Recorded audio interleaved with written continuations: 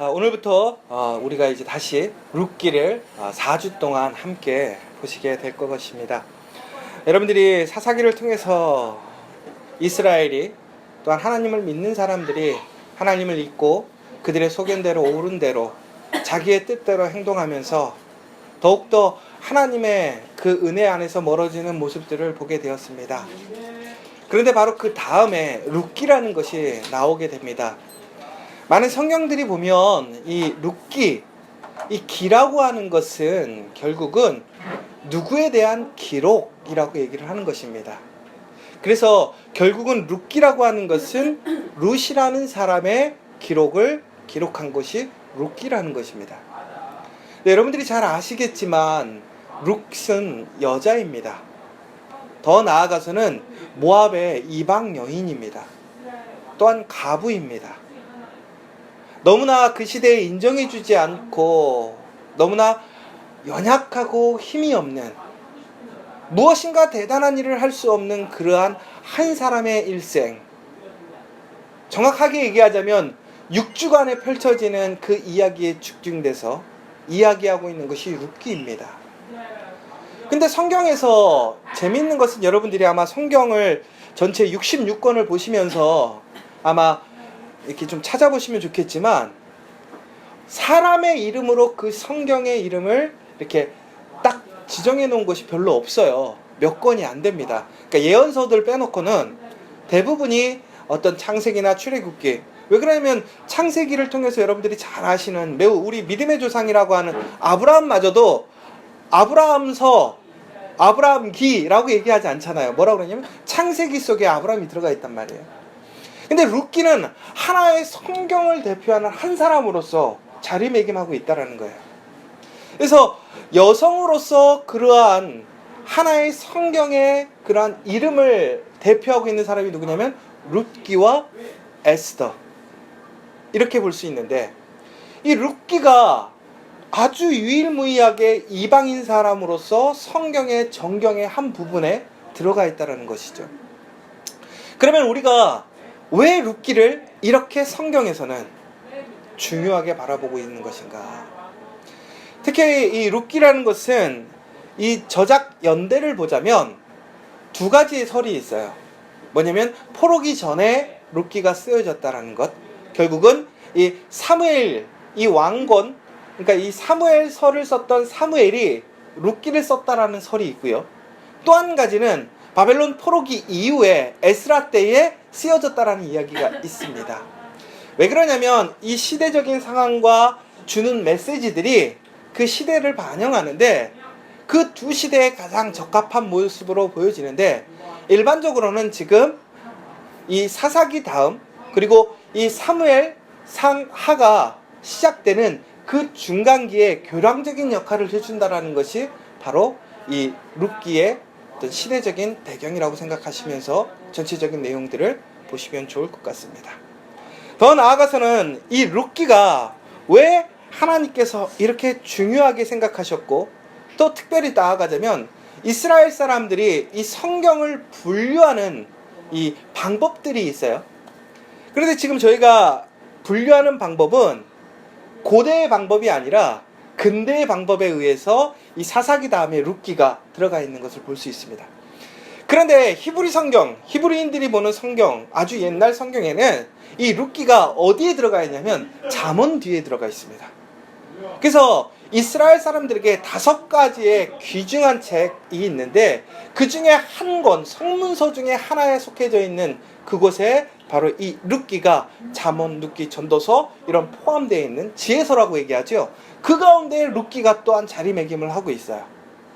그런데 왜 그 자리에 들어가야 되는지, 혹은 우리가 지금 읽는 성경 사사기 다음에 들어가야 되는지, 이게 무엇이 옳은지 논하자면 각각마다 타당한 이유가 있어요.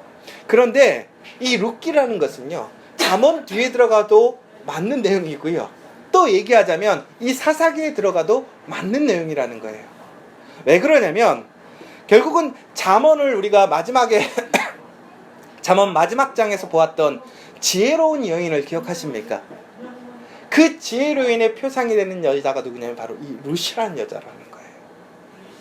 그 그래서 그 룻의 그 지혜를 가지고 어떻게 하나님의 영광 은혜에 참여하게 되었는가 이해한다면 그렇게 성문서 안에서 우리가 이해할 수 있을 것이고요. 더 나아가서는 이스라엘이라는 사람, 하나님께 선택받았던 그 선민들이 약속의 땅에서 하나님의 말씀, 하나님의 그 계명을 중시 여기지 않고 자기의 뜻대로 행하며 하나님에서 은혜에서 멀어져 가고 있는 그 상황에서 아주 먼 이방인의 땅, 모압의 땅에서 정말 이방인 한 여자가 그 가족과 함께 그 신앙을 통해서 이스라엘에 들어옴으로 인해서 하나님의 영광에 참여하는 모습을 대조적으로 보여주는 모습을 볼 수 있습니다. 그러면 결론적으로 이 룻기에서 얘기하고 싶은 전체적인 주제가 과연 뭘까? 이거를 우리가 우선 기억을 하고 룻기를 전체적으로 바라보는 것이 우리가 룻기를 올바로 이해하고 그 가운데서 더 큰 은혜를 경험할 수 있을 것 같습니다. 첫 번째는 바로 자기의 뜻대로 행하는 이스라엘보다 이방인이지만 과부이지만 세상적으로 아무런 능력이 없고 인정받지 못하는 사람이지만 하나님을 존중하고 하나님 앞에 신실한 그 모습을 지켜가는 사람에게는 하나님의 은혜, 영광이 임한다는 거예요. 여러분들이 지금 마태복음을 지금 우리가 같이 큐티를 통해서 하고 있습니다. 마태복음의 1장에 보시면 족보가 나옵니다. 그 족보에서 아주 특이한 건 뭐냐면 마태복음의 족보는 유대인의 입장에서 이스라엘의 왕이신 예수 그리스도의 포커스를 두고 이야기를 하고 있습니다. 왕의 족보에 그런데 아이러니한 것은 그곳에 여인들이 나타나는데 그 여인들이 대부분은 다 이방 여인이라는 거예요. 그리고 그 이방 여인 중에서 가장 핵심적인 역할을 하는 여인이 바로 이 룻이라는 거죠. 결국은 이게 무슨 얘기예요? 하나님이 세우시는 왕, 그 왕은 너무나 거룩하고 하나님의 섭리 안에서 세워지는 왕이 돼야 돼요. 그런데 우리는 혈통적으로 보면 이방인, 너무나 거룩하지 못하다고 생각해요. 그런데 그 사람이 하나님을 신뢰하고 하나님 앞에 신실한 헤세드의 모습을 보여주면서 그 여인은 중국에는 하나님의 거룩한 나라에 그 왕가를 이루는 그 중추적인 한 사람이 되어진다는 것을 보여주는 거예요. 결국은 우리에게 혈통이 중요한 것이 아니라는 거예요. 우리에게 주어져 있는 특권이 우리의 신앙을, 우리의 하나님의 은혜를 지켜주는 것이 아니라는 거예요. 결국은 뭐예요? 하나님 앞에 온전한 신앙과 믿음을 갖는 사람들, 하나님을 붙들고 하나님 앞에 끝까지 머무는 사람들이 하나님의 영광, 은혜에 참여하게 된다는 거예요. 그러면서 바로 이 사사기를 통해서 이스라엘이 그 하나님의 영광에 이르지 못하고 그 머무르지 못했던 곳과 대조적으로 그 이방인의 한 여자를 통해서 하나님의 섭리, 하나님의 역사가 어떻게 이루어지는지, 또한 그 하나님의 약속, 하나님의 능력이 어떻게 그 사람의 운명과 그 가족의 운명과 그 나라의 운명을 바꾸시는지 우리에게 증거하고 다시 보여주는 사건이 바로 오늘 이 룻기라는 것을 여러분 기억하시면 좋겠습니다. 그래서 룻기는 다시 얘기하자면 우리에게 주는 소망의 메시지예요. 희망의 메시지예요. 왜?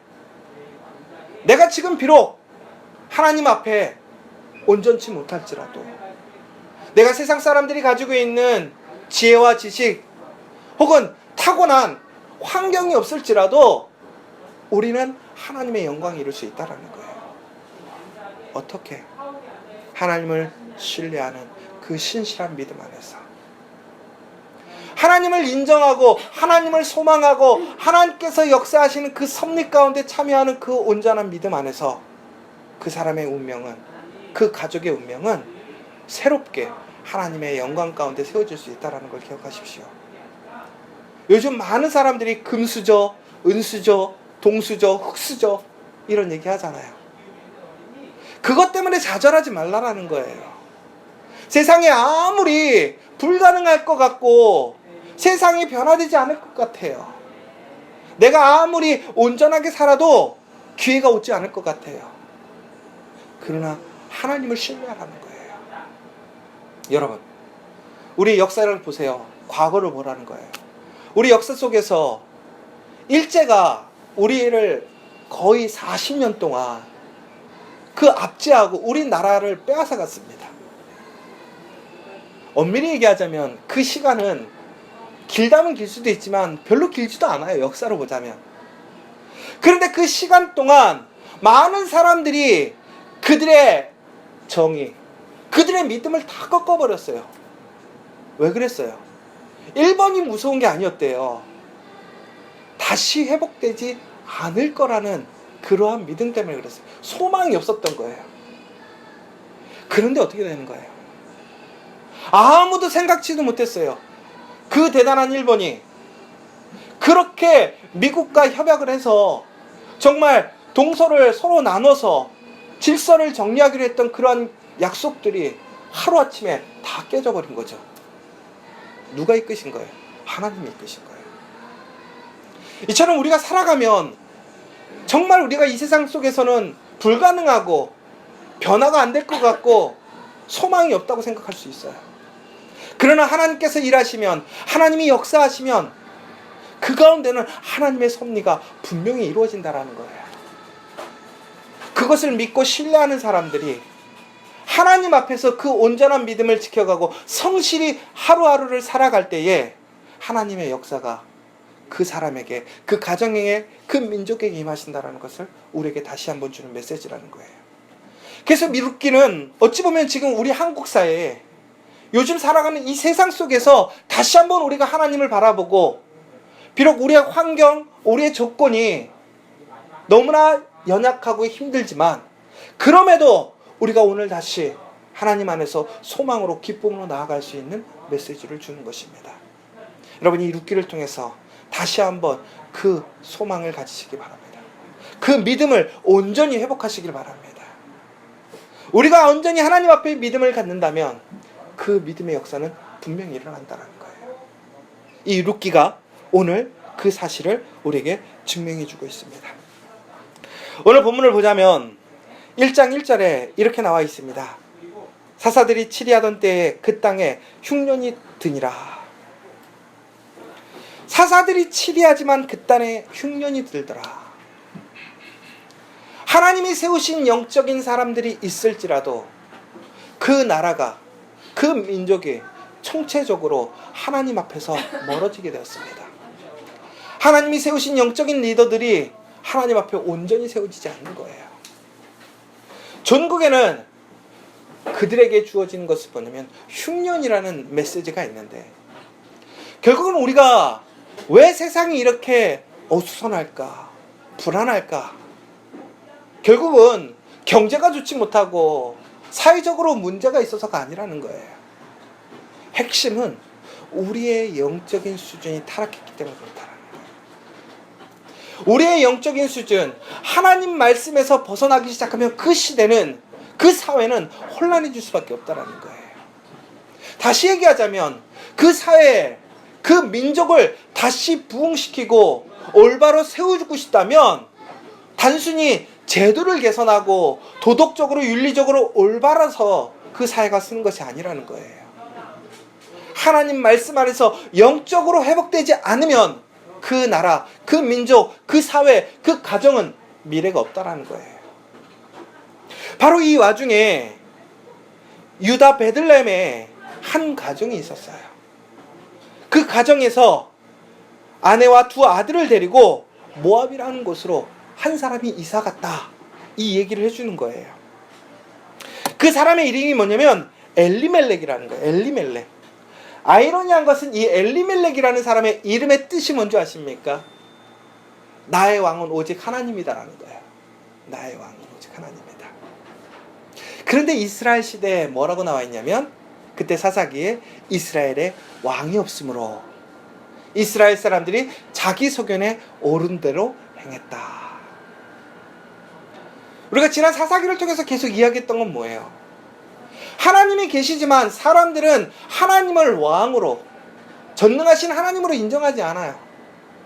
세상 가운데서 있는 그 세상의 유익, 자기들의 필요를 채워줄 수 있는 왕을 찾는 거지, 하나님께서 세우신 이 나라, 이 세계를 인정하지 않고 질서를 인정하지 않는 거예요. 바로 그때 엘리멜렉이라는 사람이 있어요. 하나님을 왕으로 인정하는 사람이 있다라는 거예요. 그런데 아이러니한 거는 그 흉년이 오자, 어려움이 오자 이 사람이 잠깐 이민을 가는 거예요. 근데 완전히 간 것이 아니라 너무나 힘들었기 때문에 잠시 이주할 목적으로 모압 땅으로 갔다라는 거예요. 이거 참 아이러니한 거죠. 하나님을 인정하는 사람이 하나님의 약속의 땅에서 살기가 어려워서 그 땅을 버리고 어떻게 되는 거예요? 가버리는 그러한 아이러니한 상황인 거예요. 하나님의 약속의 땅에서 빈곤해지는 거예요. 하나님이 주신 그 기업에서 살 수가 없어서 더 좋은 땅, 그 삶을 향해 세상으로 나아가는 우리의 모습과 똑같다라는 거예요. 여러분, 아무리 우리가 힘들고 어려워도 우리가 머물러야 할 땅이 어딘가를 생각해 봐야 된다는 거예요.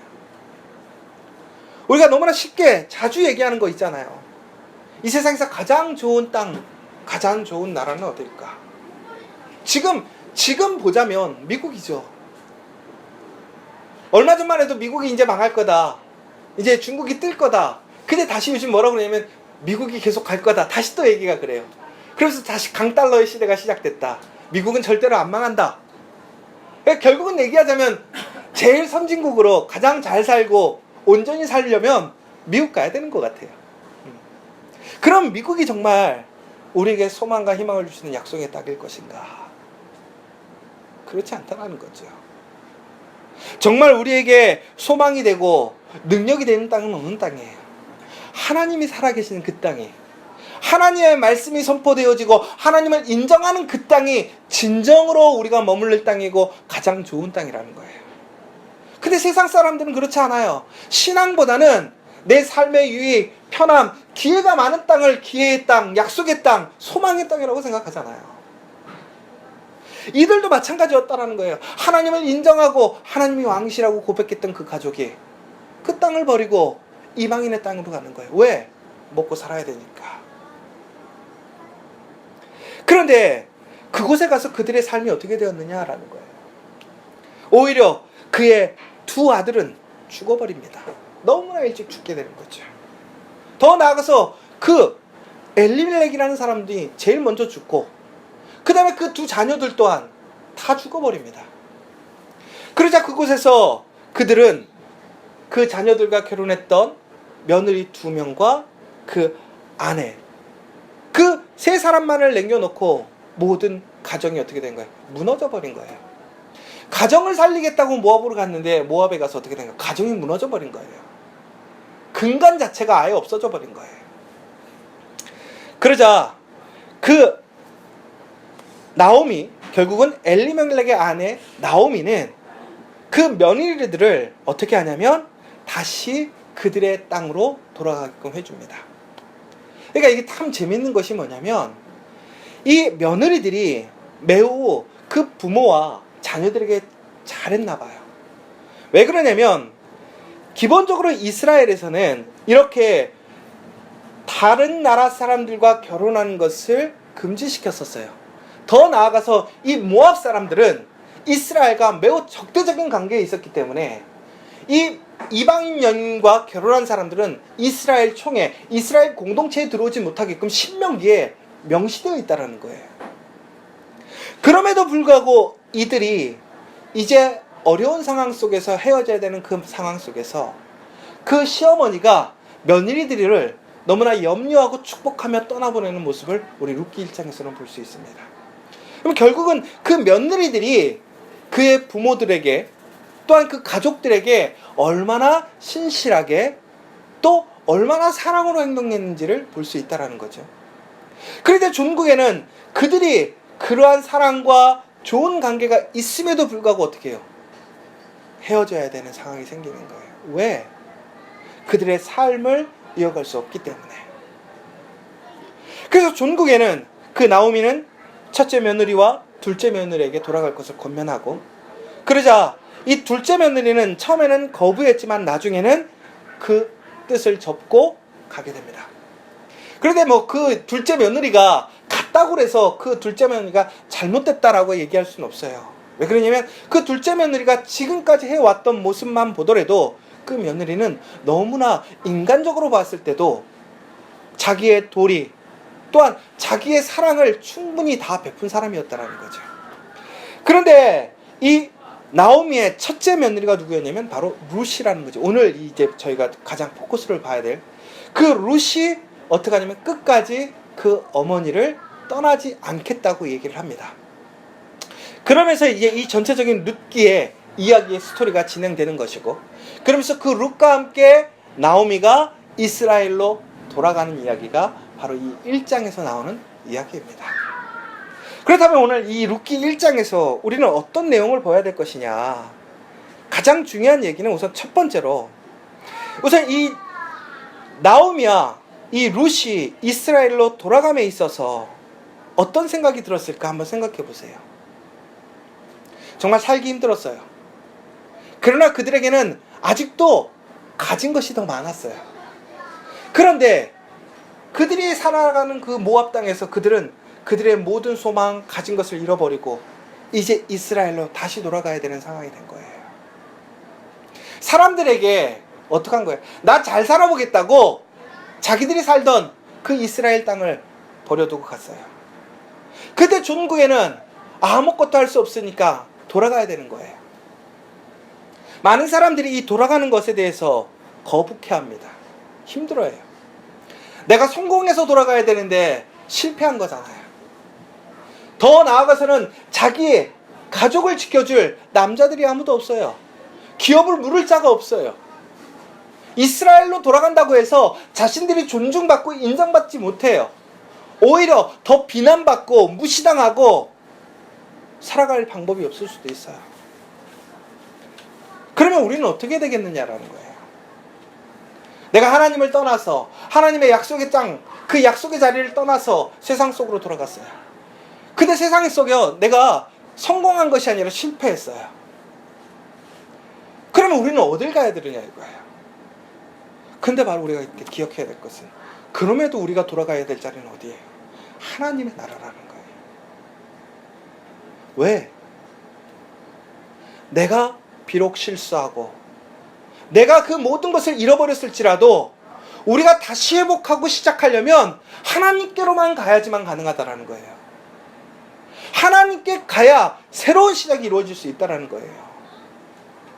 그럼 우리는 그렇잖아요.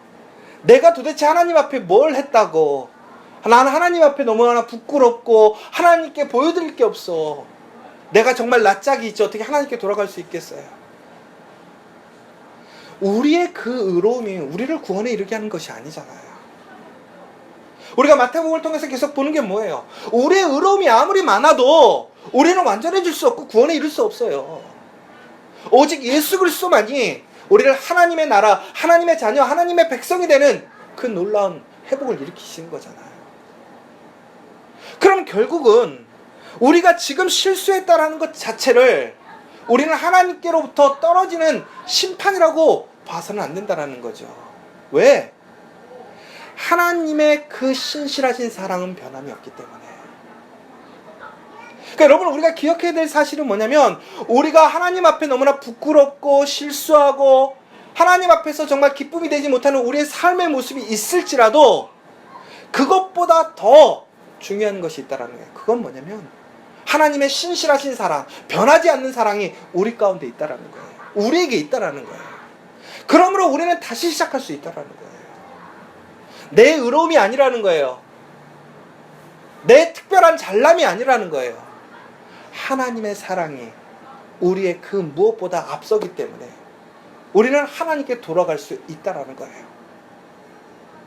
그런 의미에서 보자면 여러분, 오늘 주일 우리가 하나님께 예배를 드립니다. 그러면 여러분들은 진정으로 복을 받은 사람이라는 거예요. 여러분은 오늘 다시 새롭게 시작하는 놀라운 은혜를 경험할 수 있다는 거예요. 우리가 일주일 동안 보자면 6일을 세상 속에서 살아가요. 그런데 우리는 그 6일의 세상 속에서 살아갈 때에 정말 하나님을 인정하고 하나님의 거룩하신 말씀 안에서 살아가기보다는 오히려 말씀에서 벗어나서 온전히 살아가지 못하는 모습이 더 많아요. 그럼에도 오늘 우리가 이곳에 나와 하나님께 예배하는 의미는 뭐예요? 그 가운데서 하나님의 섭리와 역사가 오늘 다시 우리를 하나님의 은혜로, 하나님의 그 섭리 가운데로 이끌어 주실 수 있기 때문에 오늘 이 자리에 나와서 다시 하나님과 시작하는 그 시작을 이루기에 오늘 나와 있는 거잖아요. 그렇기 때문에 여러분들은 오늘 복이 있는 거예요. 여러분들은 오늘 축복받은 사람이라는 거예요. 여러분들이 그 사실을 기억하시면 좋겠어요. 더 나아가서는 이 10년의 이민 생활 속에서 그들이 생각했었던 것이 무엇이었을까요? 정말 우리는 많은 일들을 하다 보면 시간이 오래되고 내 실수가 쌓이면 쌓일수록 어떻게 해요? 하나님께 돌아가지 못할 수가 있어요. 왜? 내 부끄러움, 내 죄책감이 더 커지니까. 그런데 여러분 기억하십시오. 내가 아무리 하나님께 멀어져 있을지라도 내가 멀어진 것보다 하나님께서 나와 가까이 하심이 더 크다는 거예요. 그러므로 우리는 항상 어떤 상황 속에서도 내가 어떻게 해야 하나님께 돌아갈 수 있을 것인지 그것을 고민해야 돼요. 그럼 우리가 어떻게 하나님께 돌아갈 수 있을까요? 결국은 떠났던 그 자리로 돌아가면 되는 거예요. 여러분이 하나님께 돌아갈 수 있는 방법이 뭐예요? 하나님께 예배하는 그 자리로 돌아가는 것이 바로 하나님의 그 자리로 돌아가는 거라는 거예요. 여러분, 그러니까 정말 우리가 하나님께 예배하는 이 자리가 너무나 귀하고 너무나 놀라운 축복의 자리라는 거예요. 이 자리를 사모하라는 거예요. 이 자리를 기억하라는 거예요. 그래서 하나님께 예배하는 자리가 있다면 그것을 포기하지 마세요. 왜? 그 자리를 돌아갈 때마다 우리는 어떻게 다시 시작할 수 있는 역사가 일어나는 거예요. 하나님께 기도하는 자리, 하나님의 말씀으로 하나님께 예배하는 그 공동체의 자리가 있다면 그 자리를 기억하라는 거예요. 그래서 저는 어찌 보면 그래서 우리나라 사람들 참 복받은 거예요. 항상 얘기하잖아요.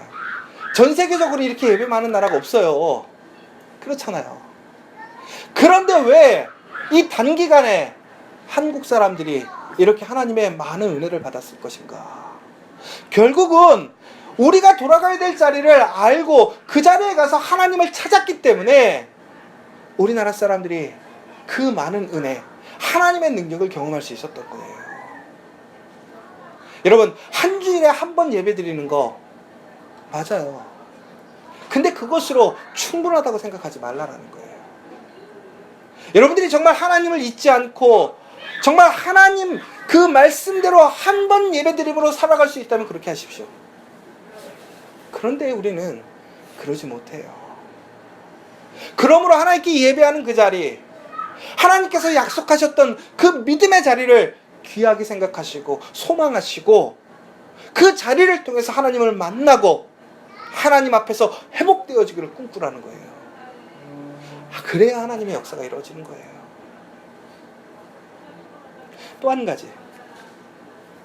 그런데 우리는 하나님께 돌아오면 무엇인가 하루아침에 바뀔 것이라고 생각해요. 그런데 그렇진 않죠. 하나님이요, 이 룻기를 보면 특징이 있어요. 하나님이 한 번도 직접적으로 나타나지 않더라는 거예요. 룻기에서는. 그런데 가장 하나님의 역사하심, 일하심이 강력하게 나타나는 게 룻기라는 거예요. 결국은 이건 무슨 얘기예요? 우리의 눈에 보이지 않는다고 하나님이 일하시지 않는 게 아니라는 거죠. 우리의 눈에 보이지 않아도 하나님은 일하신다라는 거예요. 그것을 기억하는 사람들은 오늘을 하나님을 바라보며 살아갈 수 있어요. 그리고 하나님을 신뢰하며 살아갈 때에 그 가운데 하나님의 섭리는 이루어지는 거예요. 지금도 하나님은 일하고 계세요. 오늘 이 자리에 계신 여러분 한 사람 한 사람의 그 삶을 하나님은 주관하시고 인도하시고 있다라는 거예요. 우리가 그것을 인정하고 신뢰하며 비록 대단하고 무엇인가 눈에 띄는 하나님의 역사가 일어난 일이 벌어지지 않을지라도 하나님의 일하심을 믿고 신뢰하고 나아가라는 거예요. 그러면 하나님의 존국의 그 손길이 하나님의 일하심을 우리의 삶을 통해서 역사하시고 보여주신다라는 것을 이 룻기가, 이 룻이 우리에게 보여주고 있다는 것을 여러분들이 기억하셨으면 좋겠어요.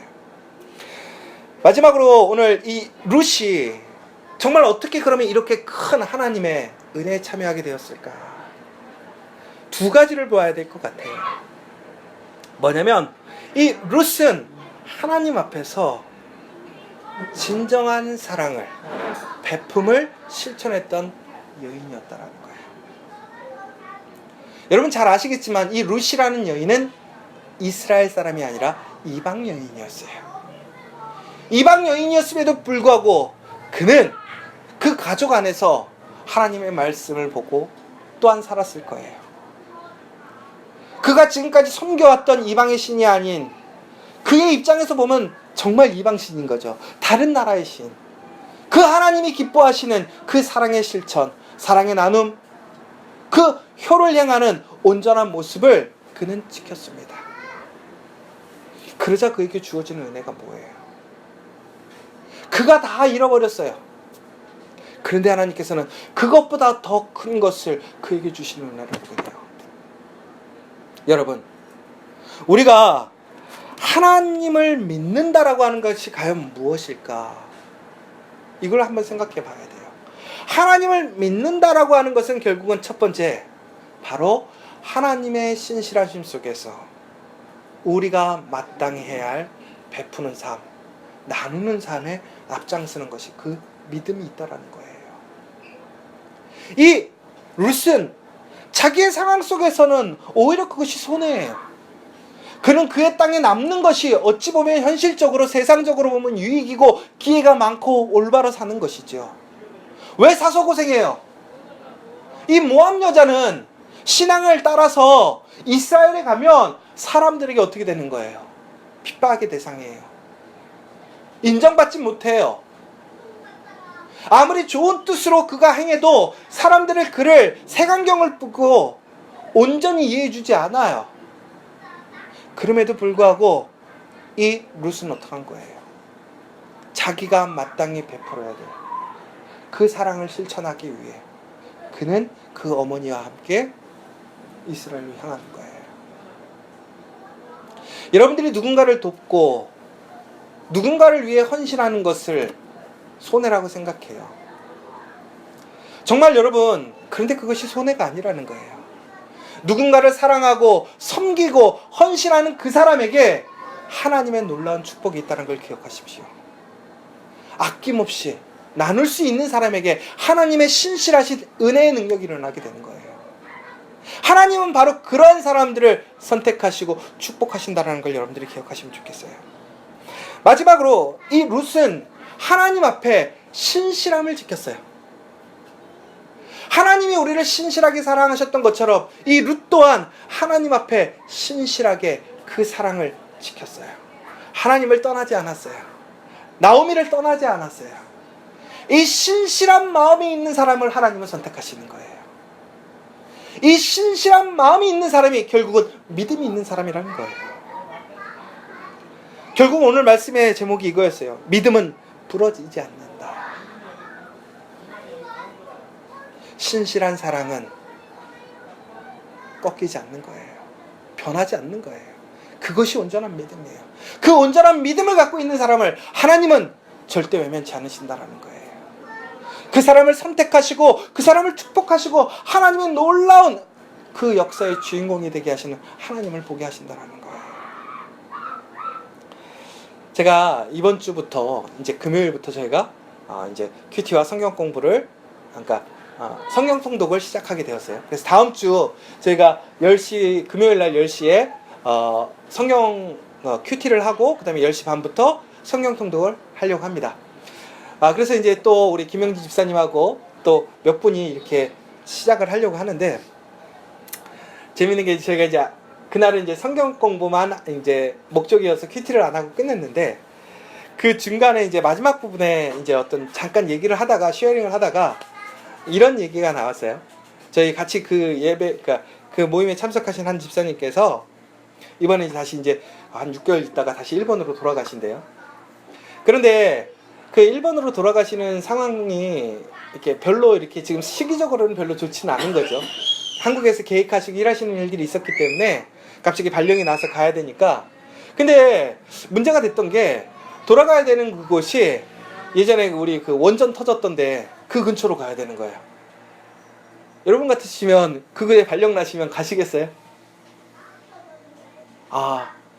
좋은 마음으로 가시겠어요? 안 가죠. 어떻게든 빼려고 하겠죠. 힘을 써서라도. 왜 그러냐면 가면 아직도 방사능 수치가 높아서 가면 정말 100% 거의 갑상선 걸리는 거예요. 더 나쁜 일도 생길 수도 있고. 그런데 가시겠다라는 거예요. 이제 결론적으로 뭐 발령이 났으니까 가야 될 수밖에 없기도 하겠지만. 그러니까 왜 그랬는가 했더니 스토리가 참 감동적이었어요. 왜 그런가 했더니 그때 그 지진이 나서 그 원전 사고가 났을 때에 미국에서도 이제 여러 가지 이제 액션들이 있었는데 더 그때 이제 상황적으로 보자면 그때 그 상황보다 더 미국에는 이제 더 큰 사고로 보고가 됐대요. 왜 그러냐면 그 중간에서 보고를 하시는 분이 이 일본에서 쓰는 수치하고 미국에서 쓰는 수치하고 이거에 오류가 있어서 이 피폭 상황 자체를 더 강력하게 봐가지고 미국 전체 군인들을 쫙 빼게끔 만드는 거였죠. 그런데 그때 이제 공군하고는 해군은 쫙 빠진 거예요. 그 잘못된 그것 때문에. 근데 그때 육군 그리고 가장 핵심적인 그 지휘 계통들은 남아 있었던 거죠. 근데 이제 그것들이 이제 다시 오류가 됐다라고 하면서 그분들은 남아 있게끔 했는데, 근데 이제 또 가고 싶은 사람들은 가게끔 만들었다라는 거죠. 근데 이제 그러다 보니까 어떻게 되냐면 우리도 이제 그러잖아요. 우리나라에 전쟁이 날 거냐 안 날 거냐 뭘 보면 하냐 그랬을 때 미군이 빠지면 전쟁 난다. 미군 가족들이 갑자기 하루아침에, 그러니까 우리 김명진 집사람이 없어지면 전쟁 나는 거예요. 여러분들 그걸 잘 기억하시고, 김명진 집사람이 없어진다 그러면 살 방법을 우리도 찾아야 돼. 근데 보인다 그러면 그냥 살아도 돼. 왜냐면 우리보다 정보가 좀 더 많으니까. 일본 사람도 마찬가지였다라는 거예요. 그 어렵고 힘든 상황에서 정말 참았겠다라는 거죠. 근데 미군들이 쫙쫙 빠지니까 일본 사람들이 어떻게 생각하겠어요? 야, 이거 큰일 났구나. 이거 정말 문제가 됐구나. 그러니까 그 가운데서 그 남아있던 미군, 특히 육군 중앙위원 분들이 멈춘 거예요. 왜? 본인들이 움직여버리면 완전히 이거 패닉 상태가 될 수 있으니까 자기들이 지켜주겠다고 멈춘 거죠.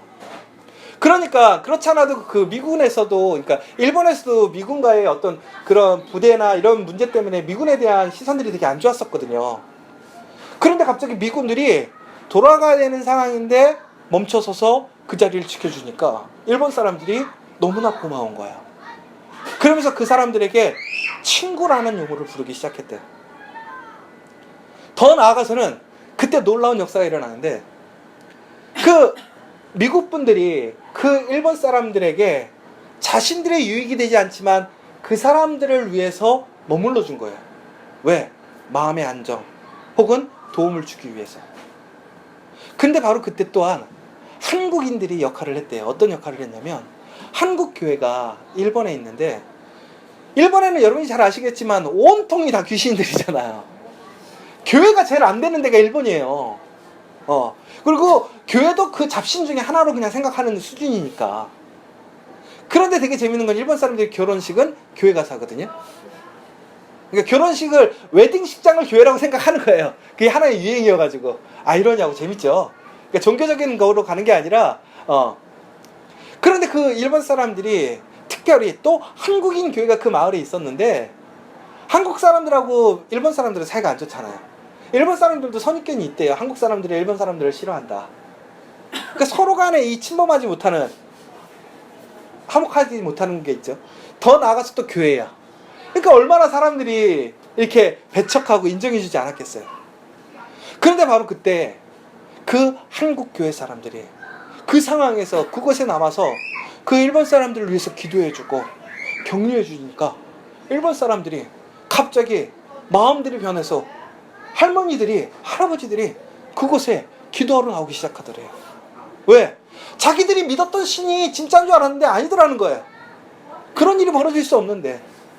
그런데 정말 하나님을 믿는 그 사람들은 그 위험 속에서도 그 자리를 지키면서 자기 나라, 오히려 자기들을 미워하고 싫어할 거라고 생각했던 그 사람들을 위해서 기도해주는 그 모습들을 보니까, 정말 하나님이 있는가 보다. 그런 마음을 갖게 된 거죠.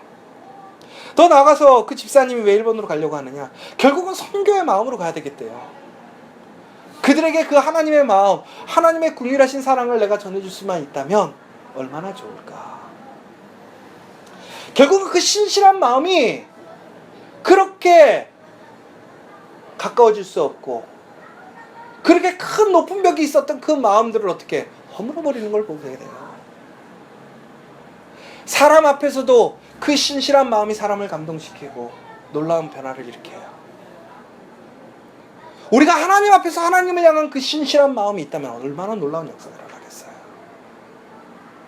하나님은 그 신실한 마음을 갖는 사람을 고마워하는 것이 아니라 그 사람을 축복하시고 그 사람을 하나님의 은혜에 참여시키신다는 걸 여러분 기억하세요. 하나님의 신실한 사람이 되기를 위해 힘쓰시는 여러분들이 되라는 거예요. 그러기 위해서는 어떻게 해야 되는 거예요?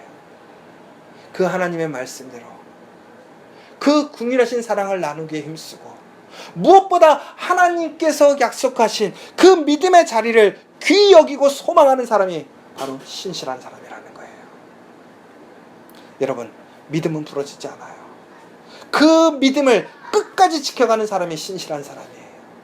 하나님께 예배하고 하나님의 그 귀한 뜻에 참여하는 여러분들이 되실 때에 그 신실함의 역사, 이 룻에게 일어나는 그 가족의 역사가 여러분들에게 일어나실 것을 소망하시면서 정말 하나님을 기쁘시게 하는 그 신실한 여러분들이 되심으로 여러분의 삶에 놀라운 하나님의 은혜의 역사가 일어나시기를 간절히 소망합니다.